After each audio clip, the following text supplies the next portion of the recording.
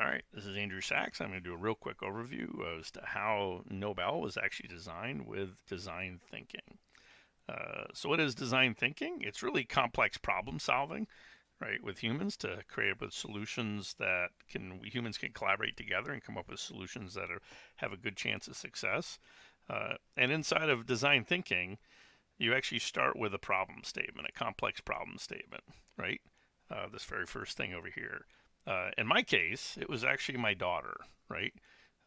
She didn't actually like teamwork, right? She was very talented, right? But was learning some of the wrong things, right? To be perfect, not to like teamwork, right? And I started thinking about like what could I do to actually solve this problem. And the next step when you design thinking is actually assemble a team, right? So don't do this alone, right?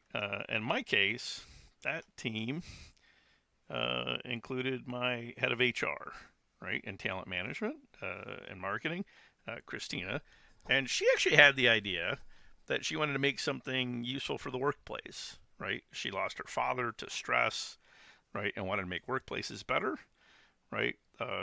Not long after that, we elected Donald Trump in the U.S., and it kind of made me think that, wow, people don't really have the same definition of leadership that I do. What can I do about this, right?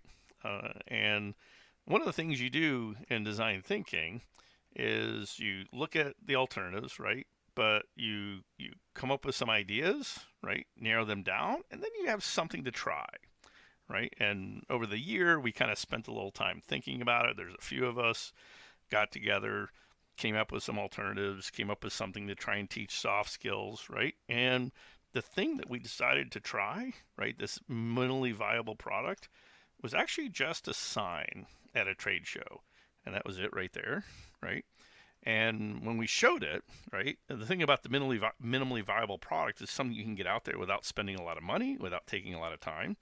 And we got it out there and we showed it to parents, and they came back with what are soft skills. I'm like, oops, right? I thought I knew what the customer wanted, right? I had talked to a few people, I knew for myself, but when I really got in front of a lot of customers was something that they could really comment about, which is what that minimally viable product is to get their feedback. I got something different, and then I was kind of caught back into this ideation loop. The second step we took, we got a bigger group together, right? And we actually came up with the idea of not only teaching soft skills and hard skills together, but actually having students teaching students, right? And that would allow us to make it not only have soft skills, but potentially make it more fun and make it much more affordable and accessible. So that was another feature, right? And we took that thing and we taught it to 8 young adults, right? So those are technically the customers, right? They were 24 to 28, and we just ran one class and we got some feedback, right? And found out that hard skills were easy, the soft skills were hard, right? They didn't make a lot of progress, right? So in a sense, that was feedback from the customer. And then we did some more ideating, right? We actually ran it with some youth up in Philadelphia, some 11 to 13-year-old youth, and they did really well. So we started to realize that, oh, wow, it's a lot easier for young people to learn these soft skills than older people. That's an understatement, right? Um, and then Nobel began to grow up, right? And we ended up with a group out of Wooten High School in 2019, right?